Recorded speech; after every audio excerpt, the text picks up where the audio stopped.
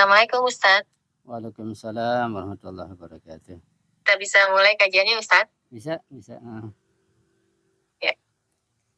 Bismillahirrahmanirrahim. Allahumma sholli ala Muhammad wa ali Muhammad wa ajil farjahum. Assalamualaikum warahmatullahi wabarakatuh.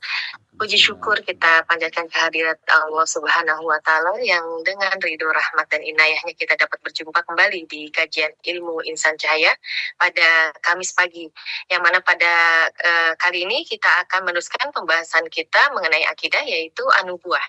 Yang pada kali ini adalah pertemuan kita yang ke-6. Dan seperti biasa nanti di akhir acara kita akan mendengarkan kesimpulan dari Ustadz dan ada sesi diskusi dan tanya jawab. Sebelumnya saya juga terima kasih banyak kepada ibu-ibu dan di sini mungkin ada bapak-bapak yang hadir. Alhamdulillah bisa menyempatkan waktunya pada pagi hari ini untuk mendengarkan kajian terusan kita. Untuk menyingkat waktu, Ustaz, seperti biasa langsung saja kita mulai kajiannya, Ustaz. Ya, Recording in progress. Bismillahirrahmanirrahim. Assalamualaikum warahmatullahi wabarakatuh. Alhamdulillahi rabbil alamin wal aqibatu li ahli taqwa wal yaqin wala udwana illa ala zalimin. Asyhadu an la ilaha illallah wahdahu la syarika lah wa asyhadu anna sayyidana wa nabiyyana Muhammadan abduhu wa rasuluh. Allahumma salli ala Fatimata wa abiha wa ba'liha wa baniha وسر المستودع فيها بعدد ما أحاط به علمك. اللهم كن لوليك الحجة ابن الحسن صلواتك عليه وعلى آبائه في هذه الساعة وفي كل ساعة وليا وحافظا وقائدا وناصرا ودليلا وعينا حتى تسكنه أرضك طوعا وتمتعه فيها طويلا برحمتك يا أرحم الراحمين. رب اشرح لي صدري ويسر لي أمري واحلل عقدة من لساني يفقه قولي أما بعد. Ikhwani wa akhwati rahimakumullah. Alhamdulillah, syukurillah. Pertama-tama mari kita senantiasa bersyukur kepada Allah Subhanahu wa Ta'ala dengan berbagai karunia, nikmat, taufik dan hidayahnya kita bisa kembali berjumpa dan kembali menjalankan berbagai tugas kita termasuk belajar pada pagi hari ini insyaallah. Mudah-mudahan apa yang kita pelajari ini dapat kita pahami dengan baik, dapat kita bagikan, kita ajar kepada yang lainnya, juga kita bisa memanfaatkan dalam kehidupan kita sehari-hari insyaallah. Kita masih membahas tentang an-nubuwah atau kenabian dan kita masuk pada pertemuan yang ke-6. Pada pertemuan kali ini kita akan membahas beberapa persoalan yang berkaitan dengan beberapa iskalan atau kritikan terkait dengan masalah ismah atau kemaksuman para nabi. Dan banyak manfaat yang akan kita petik dari membahas dan memahami masalah ismah ini, masalah kemaksuman para nabi. Dan kita berusaha menilai, kemudian meyakini dengan sepenuh hati bahwa mereka, para nabi adalah ma'sum, terjaga, terpelihara dari berbagai dosa, kesalahan, kekeliruan, kehilapan, kejanggalan dan seterusnya. Mereka suci dari itu semua. Dan menilai mereka ini tentu tidak mudah. Karena juga ada sebagian ulama yang menilai bahwa ismah para nabi itu bukan sejak kecil. Ada ikhtilaf di antara pandangan Syiah Imamiyah dengan Ahli Sunnah wal Jamaah. Nah, kita meyakini sebagai pengikut Syiah Imamiyah bahwa para nabi itu, tiga para imam ma'sum semuanya, mereka telah mencapai makam dan tingkat atau kedudukan ismah, terjaga dari dosa, kesalahan, kehilapan, dan seterusnya sejak mereka masih kecil sampai akhir hayat mereka. Ini tentu tidak mudah. Dan keyakinan yang tidak mudah ini keyakinan yang berdasarkan pengkajian, penelitian, diskusi, perenungan, dan pemahaman. Bukan sekedar keyakinan atas ismah mereka itu dengan dasar ikut-ikutan. Nah, tentu tidak mungkin kita bisa meyakini ismah para nabi itu, juga para imam ma'sum, dengan keyakinan yang kokoh dan berdasarkan dalil kalau kita tidak belajar. Ya, sekalipun para pengikut setia Syiah Imamiyah atau Madhab Ahlul Bait ketika tidak belajar akidah, tidak belajar masalah ismah, tentu meyakini ismah mereka dengan ikut-ikutan, sehingga mudah tergelincir, mudah salah paham.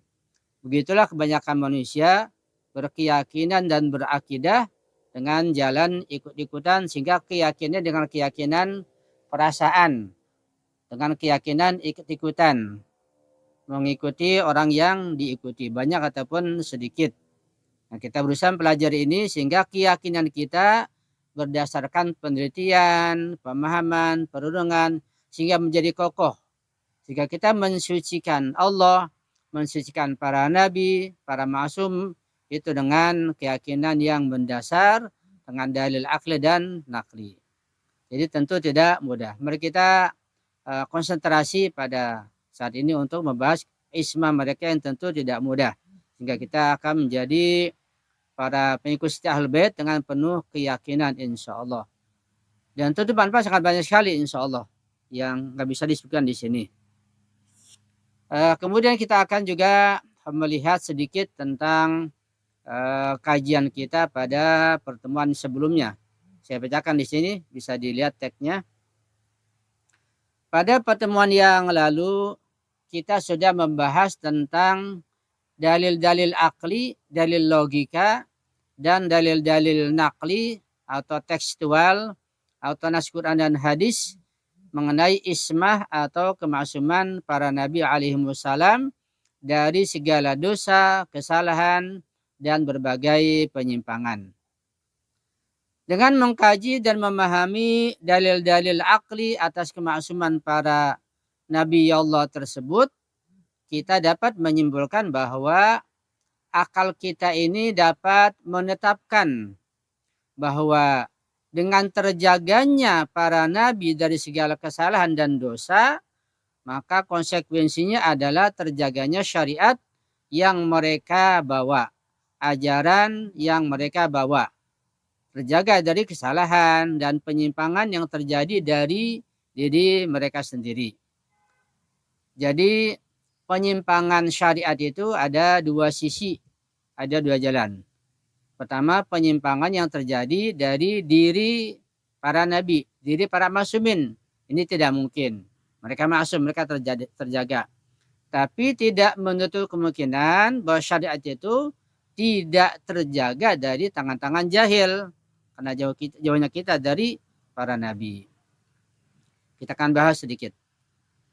Tetapi dengan dalil akli yang menetapkan terjaganya syariat dari kesalahan mereka sendiri atau dari perubahan dan penyimpangan dari diri mereka sendiri, kita masih belum dapat menetapkan terjaganya syariat dari berbagai penyimpangan dan perubahan yang dilakukan oleh orang-orang jahil dan penyesat umat.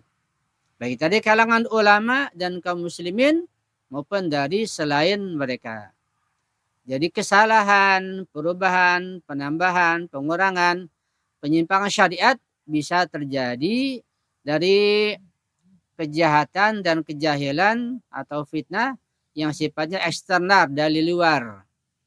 Kalau fitnah, kesalahan, kekeliruan, penyimpangan, penyesatan dari dalam secara internal, dari dalam diri para nabi, para rasul, para maksum itu tidak mungkin. Mereka maksum. Tapi bisa terjadi penyimpangan syariat dan sekarang terbukti ya terjadi dari faktor eksternal, faktor luar. Itu dari para pengikut umat itu sendiri. Dengan demikian kita masih punya PR untuk membahas terjaganya syariat Islam ini dari berbagai kesalahan dan penyimpangan setelah periode para nabi yang telah berlalu. Artinya kita perlu mencari dalil-dalil lain atas terjaganya syariat Islam ini hingga sekarang.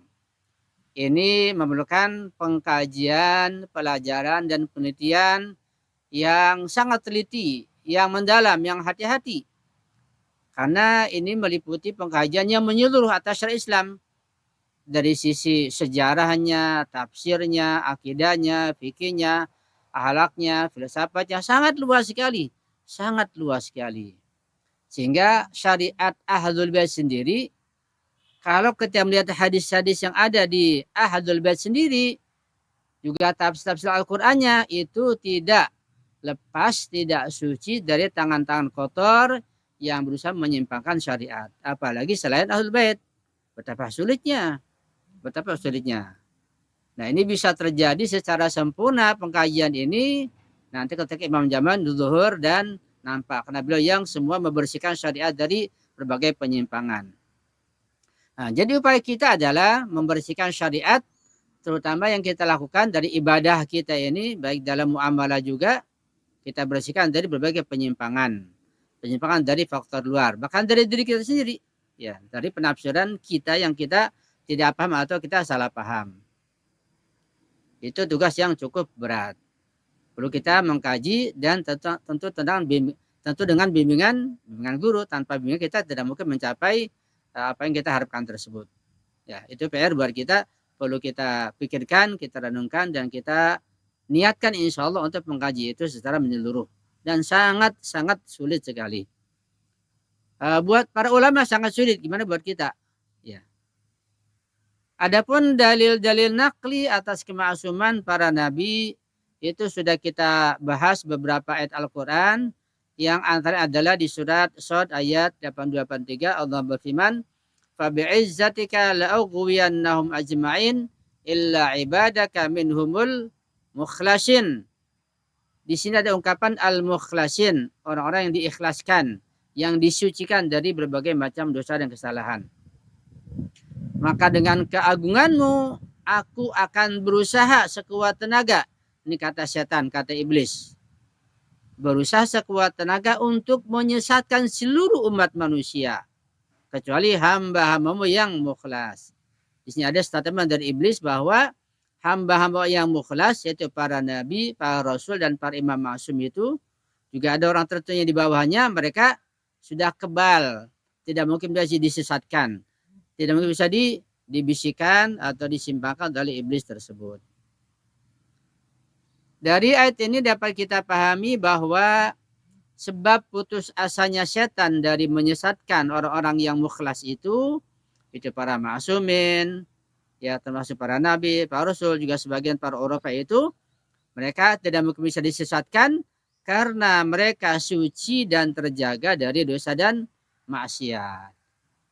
Tentu kita pun pada tahap tertentu sampai ke sana.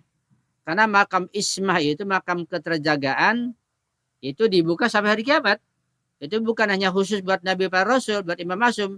Buat siapa yang mau akan mencapai tingkat ismah.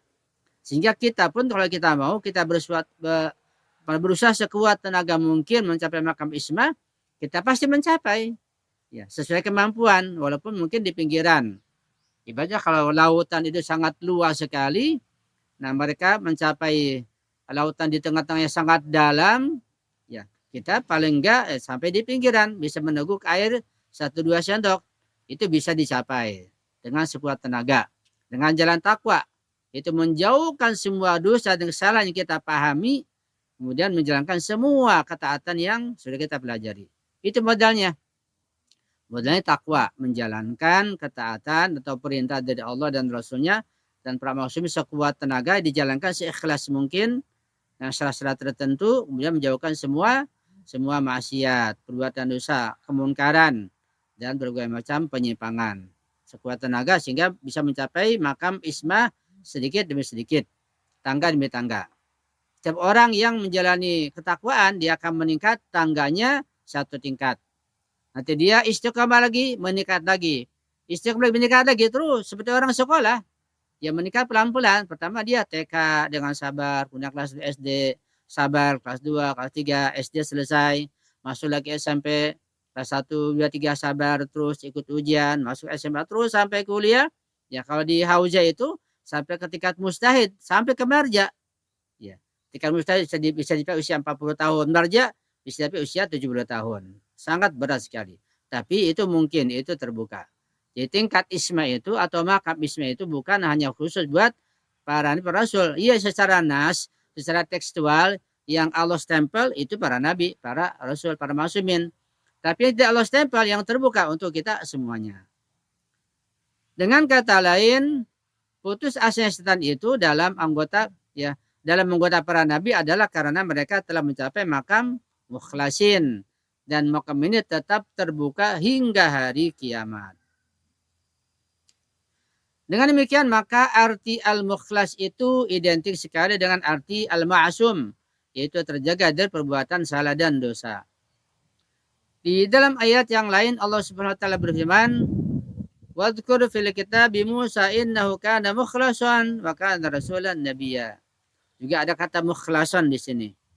Dan ceritakanlah kisah Musa dalam Al-Qur'an Karim ini. Sesungguhnya ia adalah seorang hamba yang mukhlas dan seorang rasul dan seorang nabi.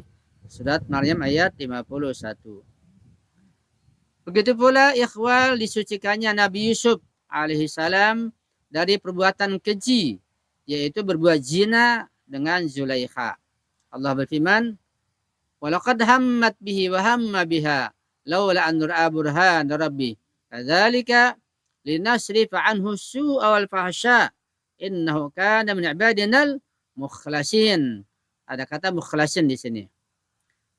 Sesungguhnya wanita itu yaitu Zulaikha telah bermaksud ingin melakukan perbuatan keji yaitu berzina dengan Nabi Yusuf. Akan tapi Nabi Yusuf bermaksud ingin melakukan hal yang lainnya dengan wanita itu. Andai kata dia tidak melihat burhan dari Tuhannya.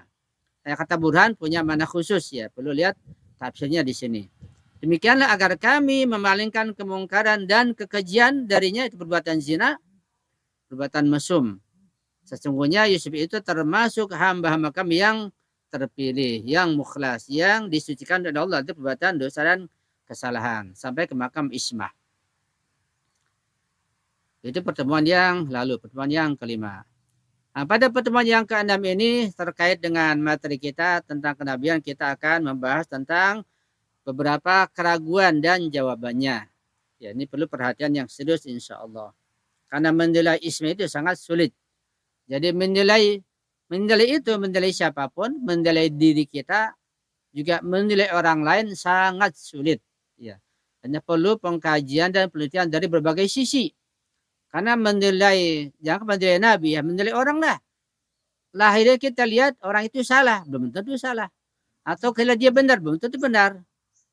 Itu perlu penelitian. Jadi jangan mudah suudzon kepada orang lain yang nampaknya secara lahiriah dia itu salah.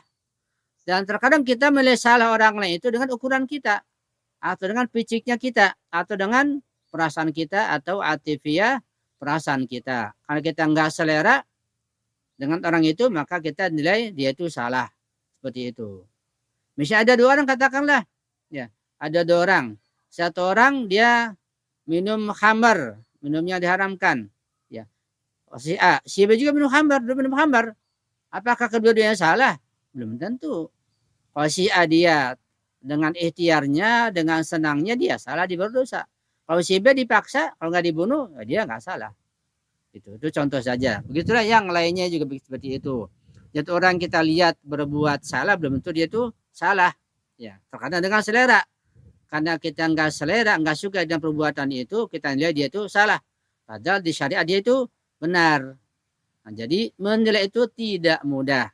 Apalagi mudah menyalahkan orang lain. Dari ismah ini kita akan belajar kita tidak mudah menilai orang lain, kita harus hati-hati dan jangan mudah suudzon atau buruk sangka pada orang lain. Sekalipun kepada keluarga sendiri, pada adik sendiri, pada anak sendiri harus berhati-hati. Ya, jangan mudah menyalahkan, akibatnya nanti dosa kembali pada yang menyalahkan. Baiklah, beberapa keraguan dan jawabannya. ada beberapa keraguan yang pernah dilontarkan coba dengan masalah kemaksuman para nabi. Hal itu akan kita bahas dan kita paparkan pada pertemuan kali ini berikut dengan jawaban-jawabannya insya Allah. Keraguan pertama. Keraguan artinya iskalan atau kritikan, ya, ada kritikan terhadap ismah para nabi. Kritikan pertama adalah apabila Allah Subhanahu wa taala telah menjaga para nabi dan mensucikan mereka dari perbuatan maksiat, di mana hal itu berarti dia telah menjamin perbuatan mereka dari kesalahan dalam menjalankan tugas-tugas, maka jika memang demikian halnya, sedikit pun tidak ada keistimewaan pada kehendak dan usaha bebas mereka. Dan mereka tidak berhak memperoleh ganjaran Allah Subhanahu wa taala atas amal dan tugas-tugas yang mereka lakukan dan perbuatan maksiat yang mereka tinggalkan tersebut. Karena jika Allah menjadikan maksum atas siapa saja yang dia kehendaki, maka orang itu pasti akan sama seperti para nabi. Karena Allah lah yang menganugerahkan kemaksuman tersebut kepadanya. Nah, ini iskalan kritikan berdasarkan pandangan Jabariyah, pandangan Asy'ariyah atau ahli sunnah yang mengatakan bahwa semuanya itu adalah Allah yang melakukannya. Jadi mereka para nabi terjaga, para rasul terjaga, itu kan Allah yang menjaga. Jadi nggak ada ikhtiar buat mereka. Ketika Allah yang jaga, nggak ada keistimewaan. Jadi kita pun bisa. Kita pun kalau Allah jaga, ya kita jadi maksum. Nggak ada bedanya nabi dengan kita. Bedanya nabi itu Allah jaga, kita nggak dijaga. Begitu. Itu pandangan Jabari yang sangat berbahaya. Pandangan Jabariyah atau Jabriyah, Asy'ariyah, Ahlus Sunnah wal Jamaah, itu yang berbahaya sehingga nanti kami hitamkan Allah, disalahkan. Karena Allah yang jaga, ya nabi dijaga jadi maksum. Allah nggak jaga kita nggak maksum. Ya, di sini di mana keadilan Allah? Udah dijaga oleh Allah, kemaksuman para nabi, para rasul, dikasih surga lagi. Kita nggak dijaga sehingga kita salah dikasih neraka. Mana kata Allah? Jadi akhirnya berbahaya. Cuma memang jarang dikaji atau sangat kurang sekali. Nah kalau dikaji akan runtuh akidah ini. Kalau dikaji, diskusikan dengan akal yang gamblang, jelas, akidah ini akan runtuh. Dan suatu saat akan runtuh juga. Dia akan bertahan kalau dikaji. Ya. Jadi sini iskalanya, karena jika Allah menjadikan maksum atas siapa saja, termasuk atas kita, nanti oleh Allah menghendaki seperti itu, maka orang itu kita pun pasti menjadi sama seperti Nabi, kita jadi maksum juga. Ya, karena Allah lah yang menganugerahkan kemaksuman tersebut kepadanya. Apa jawabannya? Perhatikan jawabannya. Satu hal yang sangat perlu dipahami dengan baik adalah bahwa kemaksuman itu tidak berarti keterpaksaan dalam melakukan suatu tugas atau dalam meninggalkan suatu maksiat. Sebagaimana hal ini sudah saya jelaskan pada pelajaran yang telah lalu. Ini sudah panjang lebar sudah saya jelaskan bahwa kemaksuman para nabi itu, para rasul, juga para imam maksum, juga para urapa. Mereka terjaga dari kesalahan dan dosa bukan karena Jabariyah, bukan karena determinasi, bukan karena terpaksaan, bukan karena Allah bersifat mutlak kekuasaannya, tapi ada unsur ikhtiar. Ya. Seperti kita sekarang pergi mengaji ke sini, kan dengan ikhtiar kita, kehendak kita. Ya. Sekarang kita sekarang tidak mencuri, ya, kita tidak minum khamar, kita tidak merampok, kita tidak membunuh, kita tidak berzina sekarang ini. Itu ikhtiar kita, kemauan kita. Ada unsur ikhtiar, kita terjaga dari semua perbuatan dosa tersebut. Ada ikhtiar. Jadi ismah tidak menafikan ikhtiar. Itu yang paling penting. Ketika saya katakan bahwa Allah Subhanahu wa taala itu menjaga para nabi dari perbuatan dosa dan maksiat, maka hal ini tidak berarti menafikan penisbahan kehendak dan usaha bebas kepada mereka. Artinya betul mereka mencapai ismah, tapi iradah dan kehendak yang ada pada mereka itu tidak dicabut oleh Allah. Ya. Bukan seperti orang yang misalnya tidak bisa tidak bisa minum khamr misalnya karena tangannya diikat, mulutnya ditutup sehingga dia terjaga di minum khamr. Kenapa? Karena tangannya diikat, kemudian mulutnya ditutup, nggak bisa minum khamr jadinya, gitu. Atau seorang nggak bisa mencuri misalnya karena kakinya diikat, tangan diikat. Enggak demikian. Orang bisa mencuri karena tangannya terbuka, kakinya terbuka, ada kehendak. Cuma dia tidak mau, karena itu Itu berbuat yang berbahaya. Jadi isma itu tidak menafikan ikhtiar, ada ikhtiar. Jadi kalau para nabi dari sisi ikhtiar dan kehendak bisa saja berbuat zina karena Nabi Yusuf. Nabi Yusuf kalau dia mau berbuat zina ya pintu semua ditutup. Dalam kisah tentang Nabi Yusuf itu semua pintu ditutup, nggak ada orang yang tahu. Kemudian juga dia istri perdana menteri yang punya jabatan, semua orang takut. Kalau Nabi Yusuf berbuat zina ya mau, ya bisa saja.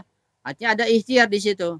Tapi Nabi Yusuf ya dia mengutamakan ketakwaan, menepis syahwat, ya, mengusir godaan setan dengan ikhtiarnya, dengan susah payah sehingga mencapai makam isma. Begitulah semua para nabi, para rasul, para masumin, para urafa, para ulama juga kita ini ketika kita menepis dan menghindari maksiat, di situ ada kehendak kita, ada ikhtiar kita, ada kemauan kita. Kita bisa maksiat, kita bisa berdosa, kita pun bisa menjadi isma terjaga dari berbagai kesalahan dan dosa. Jadi isma tidak menafikan ikhtiar, sebagaimana keyakinan sebagian orang keyakinan yang batil. Sebab setiap fenomena dan kejadian itu dapat disandarkan pada akhir mata rantainya kepada kehendak cipta Allah Subhanahu wa taala. Itu secara iradah takwina ilahiyah. Sebagaimana yang telah dijelaskan pada prinsip tauhid, yang di dalamnya terdapat bantuan dan pertolongan khusus dari Allah Subhanahu wa taala. Oleh karena itu, ketika dikatakan bahwa segenap perbuatan itu disandarkan kepada Allah Subhanahu wa taala, akan tapi kehendak Allah sebagai perpanjangan dari kehendak manusia tidaklah sejajar dan tidak pula saling mengambil alih posisi. Ya. Adapun bantuan khusus Allah kepada para imam itu tidak ubahnya dengan sarana perlengkapan khusus yang diberikan kepada orang-orang tertentu yang menjadikan tanggung jawab mereka itu lebih besar dan lebih berat. Bagaimana pahala dan perbuatan mereka itu dilipat gandakan, sisa mereka akan lebih keras apabila berbuat dosa. Ya, kita bahas sedikit di sini ya.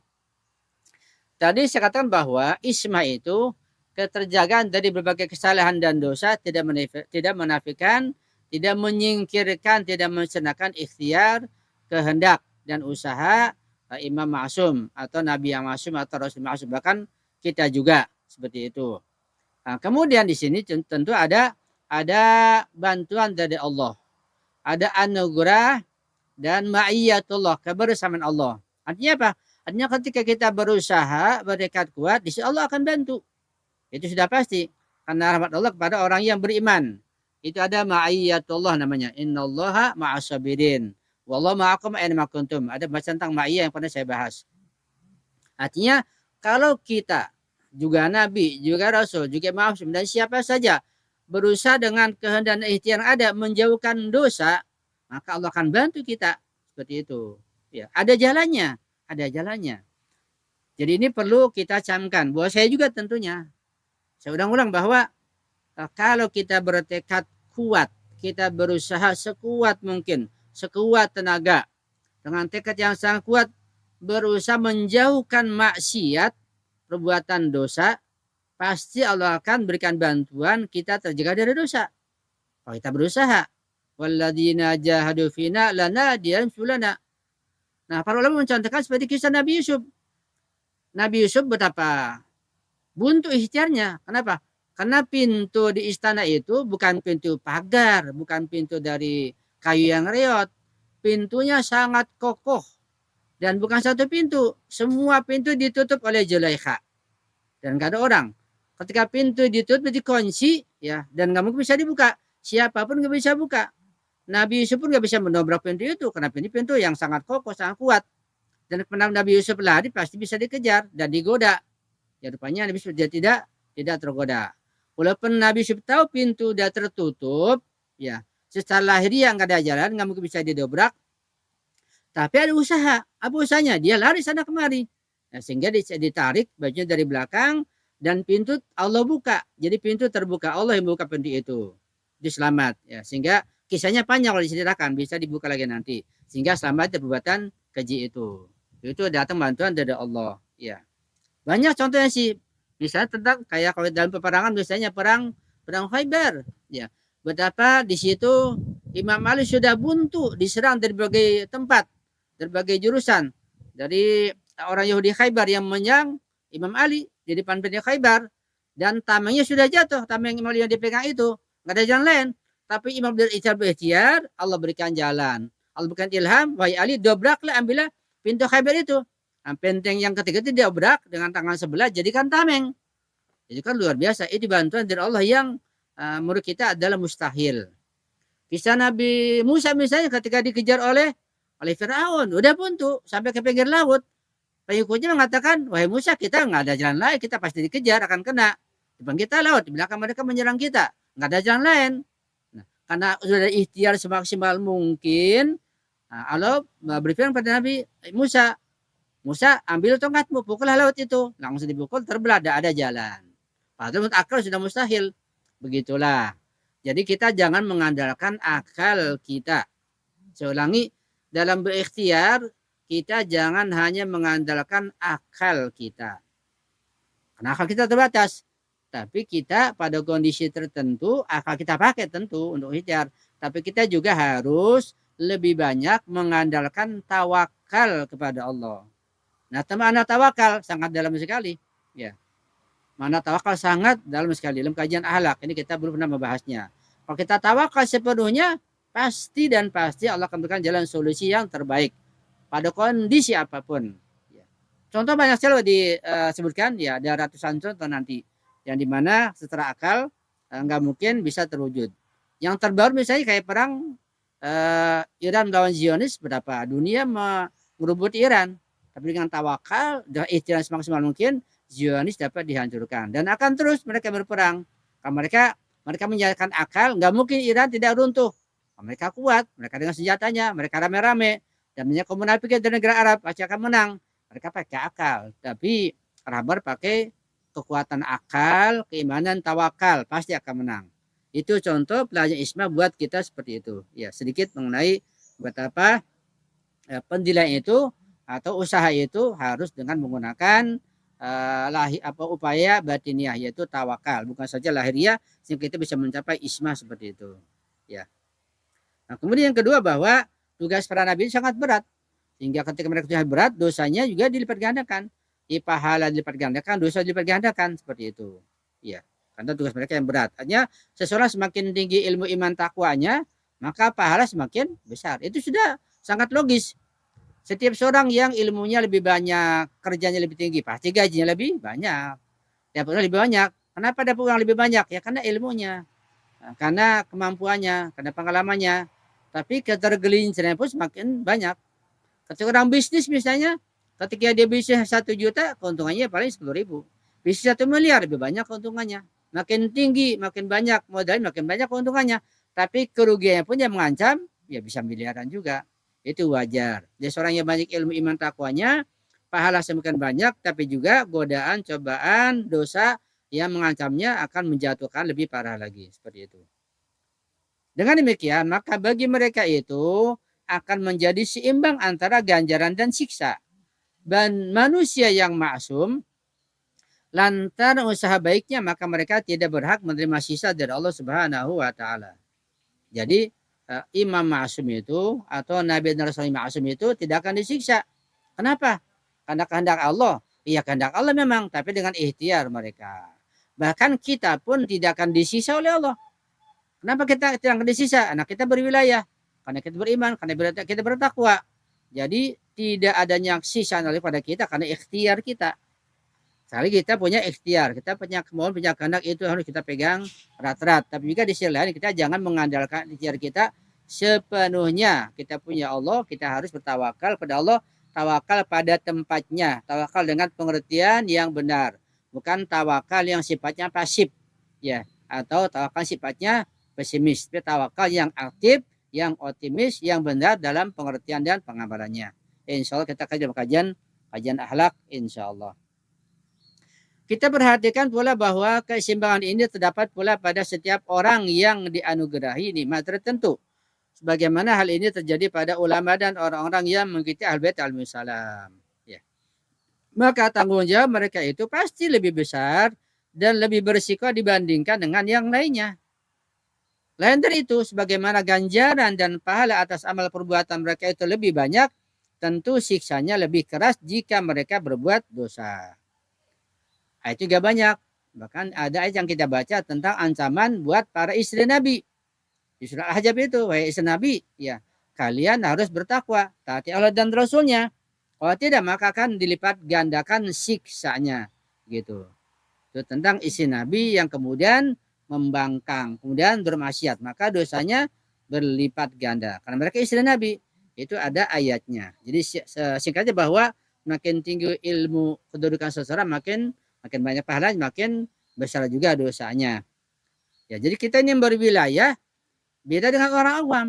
Mungkin orang awam yang tidak berwilayah ketika berbuat salah bisa Allah maafkan karena nggak berwilayah dan nggak tahu karena kebodohan. Nah kita berwilayah kita tahu, ya kita melanggar fatwa marja kita bisa berlipat ganda dosa kita. Kenapa? Kita berwilayah, sudah belajar, sudah tahu kok melanggar seperti itu. Tentu menilai orang melanggar tentu tidak mudah.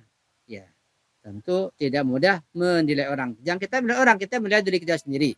Jadi kita memandang sesuatu itu lihat dari kita, dari sisi kesalahan, jangan melihat orang lain sehingga timbul suudzon. Itu sangat berbahaya. Oleh karena itu dapat kita pahami bahwa setiap orang yang derajat manawiannya lebih tinggi, ancaman jatuhnya pun akan lebih besar dan rasa takutnya dari ketergelinciran menjadi lebih banyak. Itu iskalah atau kritikan yang pertama yang menafikan jabariyah, determinasi keterpaksaan pada diri Imam Ma'sum sehingga mencapai derajat ismah. Keraguan yang kedua, sesungguhnya para nabi dan para imam ma'sum alaihissalam itu menganggap diri mereka itu berbuat dosa. Jadi menganggap ya, jadi para nabi, para imam ma'sum, bahkan para ulama menganggap mereka berbuat dosa, mereka berbuat salah, mereka tidak suci. Itu mereka menilai diri mereka sendiri seperti itu. Sebagaimana hal ini terungkap di dalam munajat dan doa-doa mereka, juga dinukil tentang adanya ungkapan istighfar mereka atas dua dosa. Jadi para nabi, para rasul, para mausum juga beristighfar. Mereka juga mohon ampun, mereka juga mengakui banyak dosa mereka, begitu. Ini bagaimana? Bukan pengakuan mereka itu jelas bahwa mereka ada berdosa. Nah, dari pengakuan terbuka mereka sendiri, bagaimana mungkin kita menganggap mereka itu adalah orang-orang yang maksum? Mereka mengaku mereka berdosa, mereka istighfar. Ini bagaimana? Perhatikan jawabannya. Para imam ma'sum alaihissalam, para nabi, para rasul, para ma'sumin, juga para aulia Allah dan para ulama itu telah mencapai derajat kesempurnaan dan kedekatan kepada Allah Subhanahu wa taala. Mencapai makam tertentu, punya kedudukan tertentu, bukan seperti orang biasa. Dengan tidak mengabaikan perbedaan dalam peringkat mereka masing-masing. Di semua mereka itu, semua nabi dan rasul mencapai tingkat tertentu, tingkat taqarrub kedekatan pada Allah Subhanahu wa taala yang sangat tinggi. Karenanya mereka merasakan bahwa mereka itu dibebani dengan tugas-tugas yang sangat penting yang melebihi tugas-tugas orang lain. Tentu orang semakin tinggi derajatnya, maka semakin berat juga tugasnya. Bahkan mereka menganggap bahwa sedikit saja perhatian mereka tertuju kepada selain Allah, kekasih mereka, maka mereka memandangnya sebagai dosa yang besar. Oleh karena itu, mereka mengucapkan istighfar dan mohon ampun kepada Allah Subhanahu wa taala. Ya, karena kedudukan mereka, ya mereka mencapai derajat yang sangat tinggi, maka mereka sedikit saja merasa salah, walaupun tidak salah, mereka merasa berdosa sehingga mereka beristighfar. Nah, jadi dosa itu dan kesalahan ada yang dinilai secara eksternal dari luar, ada yang dari dalam. Nah, kalau para rasul itu dilihat dari sisi luar, mereka nggak bersalah, mereka nggak berdosa, mereka maksum. Tapi mereka sendiri menilai pada Allah itu lain. Itu urusan mereka dengan Allah. Ya, kita nggak memasuki ranah itu. Ya, kita tidak bisa masuki penilaian mereka pada diri mereka terhadap Allah. Kita hanya menilai sisi lahiriah sebagai takdir dan tugas kita untuk meyakini ismah mereka. Telah kami jelaskan pada pelajaran sebelumnya bahwa yang dimaksud dengan kemaksuman ialah bersih dari perbuatan yang menyalahi tugas yang diwajibkan kepadanya dan bersih dari melakukan perbuatan-perbuatan yang diharamkan menurut fikih. Jadi makanya kita perlu paham, ada dosa fikih, kesalahan maksiat fikih, ada dosa kesalahan yang di atas fikih. Yaitu misalnya irfan atau akhlak atau yang lainnya. Ya, dosa itu bermacam-macam. Ini juga perlu kita pahami. Ya, dari satu sisi mereka suci dari dosa-dosa syariat, dosa fikih, tapi perasaan mereka tidak merasa bersih dari dosa dengan hubungan mereka kepada Allah Subhanahu wa taala. Itu perasaan mereka. Ya, kita tidak menjamah ranah tersebut. Dengan kata lain bahwa dari sisi fikih dan syariat mereka telah mencapai derajat ismah. Ini yang perlu kita pahami. Tetapi dari sisi bahwa mereka sebagai hamba Allah yang menyandang fakir mutlak, ya, dan sebagai wujud rabit, ya ayuhan nas antumul fuqara ilallah. Dan dari sisi lain mereka telah mencapai keyakinan bahwa Allah Subhanahu wa taala memiliki kesempurnaan mutlak. Wallahul ghaniyul hamid. Maka dari sisi ini mereka masih merasa banyak memiliki kekurangan dan kesalahan. Karena itulah mereka bertobat dan beristighfar. Di samping itu juga bahwa tobat dan istighfar banyak mengandung berbagai manfaat yang lain. Jadi jelaslah bahwa istighfar mereka bukan karena perbuatan maksiat dan dosa secara syar'i. Ya. Tadi saya bilang bahwa menilai orang itu sangat-sangat tidak mudah. Apalagi menilai Nabi, menilai Imam Ma'sum. Kita menilai orang lain saja teman kita nggak mudah. Menilai guru, ya. Apalagi menilai ulama, menilai marja, menilai wali faqih, menilai para Eropa, Imam Ma'sum, Nabi sangat tidak mudah. Ini perlu kehati-hatian dalam menilai orang lain. Karena ilmu dan derajatnya tidak sama. Artinya bahwa perbuatan yang dilakukan oleh mereka yang derajatnya tinggi tidak sama dengan yang kita lakukan. Dan yang dianggap kesalahan oleh orang lain terhadap mereka belum tentu itu kesalahan. Misalnya katakanlah buat para imam ma'sum, buat para rasul itu salat tahajud wajib. Kalau ditinggalkan berdosa buat mereka. Nah, derajat mereka. Nah, buat kita gimana? Kita enggak. Kita enak tidur. Buat kita tahajud wajib sunat saja. Seperti itu. Itu sudah lain derajatnya. Tapi ada orang tertentu yang dia sudah terkait, sudah terikat, sudah istiqomah dengan tahajud, sehingga kalau dia tidak tahajud dia merasa dosa. Dia nggak berdosa, tapi merasa dosa. Itu lain. Bisa ada orang yang rutin baca doa qomel tiap malam Jumat, rutin, rajin, istighfar dalam doa qomel, bertobat pada Allah.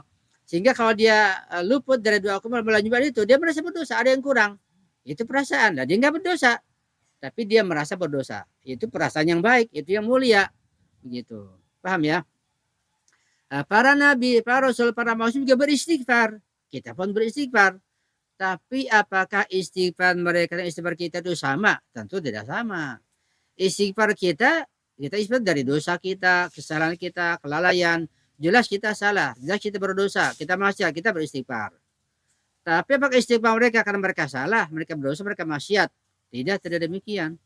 Istighfar mereka bukan karena mereka maksiat, bukan karena mereka berdosa. Kenapa mereka istighfar? Itu bukan mereka dengan Allah. Perasaan mereka yang kurang pada Allah, karena kesempurnaan Allah yang sangat tinggi, karena Allah bersifat mutlak dalam semua kesempurnaan.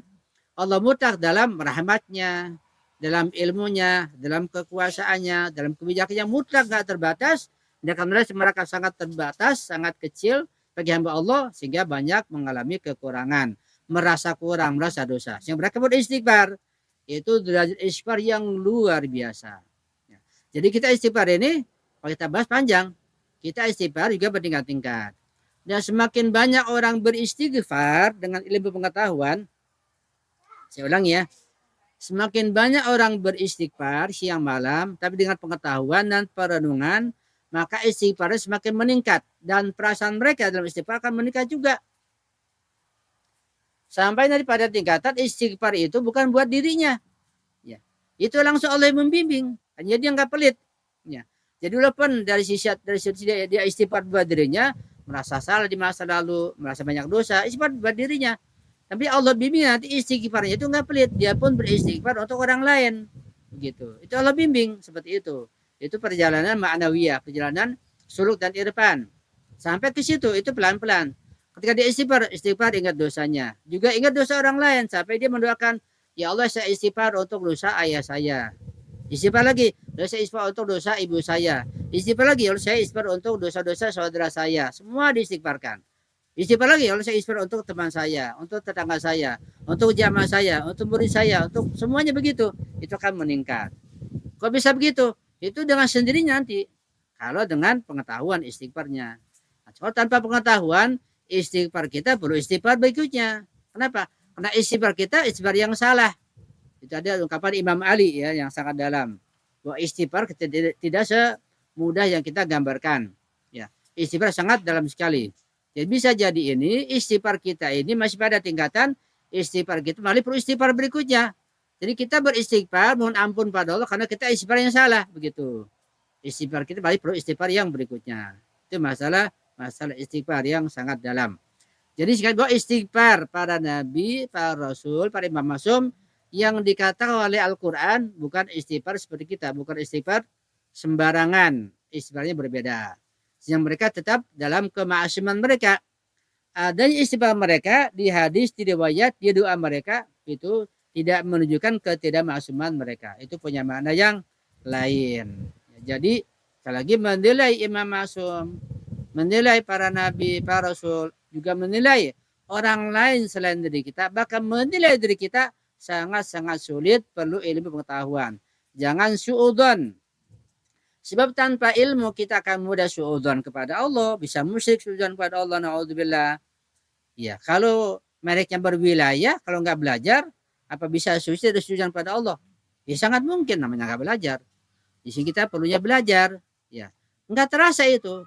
Tidak terasa seorang bisa suudzon pada Allah sekalipun berwilayah kalau nggak belajar. Akibatnya lahiriahnya mereknya wilayah, itu lahiriahnya, tapi batinnya mengandung kemusyrikan. Na'udzubillah min dzalik. Kita harus belajar, dan belajar terus insya Allah sambil diamalkan. Ya. Ini nampaknya keraguan ini sudah banyak sekali dan luas cakupannya. Kita baru 2 keraguan, 2 iskalan. Ya, tidak mungkin kayaknya kita lanjutkan dalam satu pertemuan. Ini perlu pengkajian yang berikutnya. Kita baru membahas 2 iskalan. Ya, sudah jam 11. Mungkin sampai di sini dulu. Kita buka soal jawab terkait masalah kemaksuman Pak Imam Masum. Ya, mudah-mudahan yang singkat ini bisa kita perhatikan. Jadi kesimpulannya bahwa kita itu harus berhati-hati menilai Allah. Sangat sulit sekali. Di bawahnya menilai para nabi, Rasulullah. Di bawahnya menilai para imam masum. Di bawahnya menilai para uruf, para ulama. Di bawahnya menilai para ulama, para guru. Kemudian orang lain diri kita. Menilai sangat tidak mudah. Perlu ilmu, jangan mudah suudzon. Jangan mudah berusangka. Tapi kita harus banyak-banyak menilai diri kita. Kita suudzon pada diri kita, itu dianjurkan. Bahkan kita dianjurkan mengecam diri kita. Tapi di hati atau di kamar sendirian.